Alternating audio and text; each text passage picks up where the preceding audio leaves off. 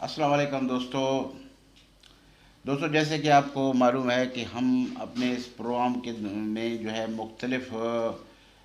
جو علاقوں کے لوگوں کے جو مسائل ہیں وہ بھی ہم آپ کو دکھاتے رہتے ہیں، اور جو لوگوں کے مسائل ہیں، جو مختلف جگہوں پہ لوگوں کے مظاہرے ہوتے ہیں، جو دیگر معلومات ہوتی ہے، وقتاً فوقتاً ہم آپ کو دکھاتے جا رہے ہیں۔ تو دوستو آج ہم تھوڑا سا بات کریں گے کہ بلوچستان کی پسماندگی، اور ان میں ایک علاقہ ہے زامران، اس کے بارے میں ہم تھوڑا سا آپ سے کچھ بات کریں گے۔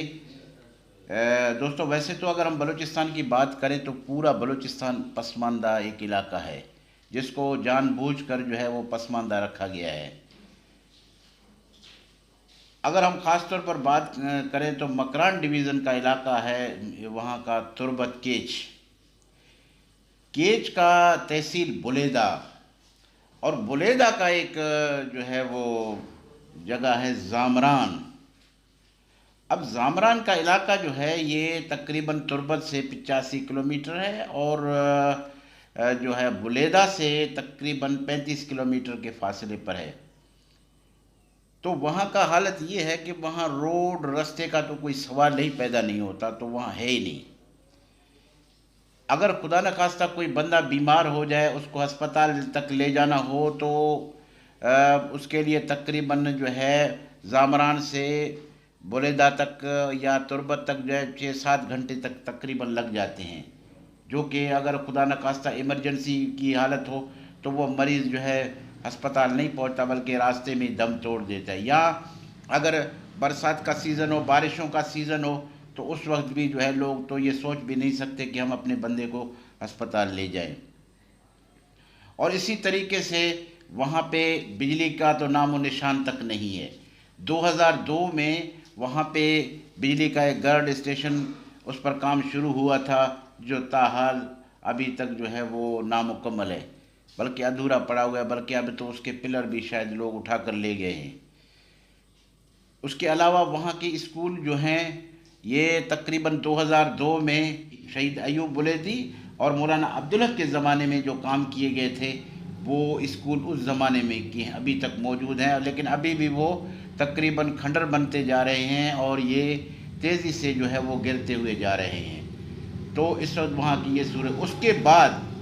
یعنی کوئی اسکول نہیں بنا، کوئی اسپتال نہیں بنا، کوئی روڈ رستہ کچھ بھی نہیں، نئی واٹر سپلائی کا کوئی وہاں مطلب سسٹم ہے۔ اس وقت ہم بات کریں گے زامران کی، تو زامران کا جو حالت یہ خراب ہے۔ زامران کا ایک علاقہ ہے ناگ، یونین کونسل ناگ۔ تو یونین کونسل ناگ کی صورتحال یہ ہے کہ وہاں پر کچھ اسکول البتہ چل رہے ہیں، لیکن وہ بھی خستہ حال میں چل رہے ہیں، اور وہاں بھی بچے جو ہے اسکول سے باہر بیٹھ کر پڑھ رہے ہیں، اسکول کے اندر بھی نہیں پڑھ رہے، کہیں اچانک جو ہے بلڈنگ زمین بوس نہ ہو جائے۔ جبکہ باقی علاقوں میں اسکول جو تھے وہ کھنڈر بن چکے، وہاں پہ تقریباً ٹیچر بھی بھاگ گئے، کوئی وہاں پڑھائی کا نام و نشان تک نہیں ہے۔ اور یہ جو علاقہ ہے اپنا یہ اس میں تقریباً 4 یونین کونسل ہیں علاقے، جو ہے اس میں اپنا 5 یونین کونسل ہیں، بلکہ یہ کہ اپنا جو تحصیل بلیدہ جو ہے اس کے 5 یونین کونسل ہیں۔ تو دوستو یہ حالت ہے وہاں کے لوگوں کی۔ اب وہاں جو لوگوں کا بیچاروں کا مطالبہ ہے کہ بھی خدا کے لیے ہمارے علاقے میں جو ہے روڈ بنائے جائیں، رستے بنائے جائیں، کم سے کم اتنا ہو تو کہ بندہ اپنے مریض کو اسپتال تک تو پہنچائے۔ اور اس وقت جو وہاں کا حیرت کی بات ہے، جو وہاں کا صوبائی وزیر خزانہ ہے، جو کہ ظہور بلیدی صاحب، وہ یہ خاندان تقریباً جو ہے گزشتہ 30 سالوں سے تقریباً یہی فیملی برسر اقتدار ہے،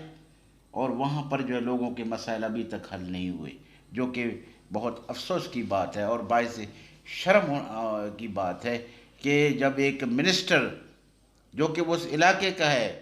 جو کہ اس وقت منسٹر ہے، اس کے موجودگی میں بھی اس طرح کے مسائل حل نہیں ہو رہے، تو میں سمجھتا ہوں اس سے بڑھ کر اور بدقسمتی کیا ہوگی۔ تو دوستو یہ صورتحال ہے۔ ہمیں امید ہے اس سلسلے میں ہمارے ایک دوست بھائی نے ہمیں تھوڑا سا اس سلسلے میں جو ہے یہ کچھ مراسلہ بھی بھیجا ہے کہ اس سلسلے میں جو ہے اب تھوڑا سا ہمارے مسائل پر بات کی جائے۔ تو بہرحال ہم اپنے تمام جو ہے اعلیٰ حکام سے اس سلسلے میں اپیل کرتے ہیں کہ خدا را ان غریبوں پر رحم کیا جائے، اور جو ہے فوری طور پہ کم سے کم یہ جو مکران کا علاقہ ہے، خاص طور یہ تربت بلیدہ کا جو علاقہ ہے، یہاں جو ہے سڑک بنائی جائے، بجلی کا انتظام کیا جائے، واٹر سپلائی کا انتظام کیا جائے، اسکول اور اسپتالوں کا انتظام کیا جائے، تاکہ لوگوں کے یہ جو بنیادی سہولتیں ہیں، جو زندگی کی بنیادی سہولتیں ہیں، کم سے کم یہ لوگوں کو میسر ہوں۔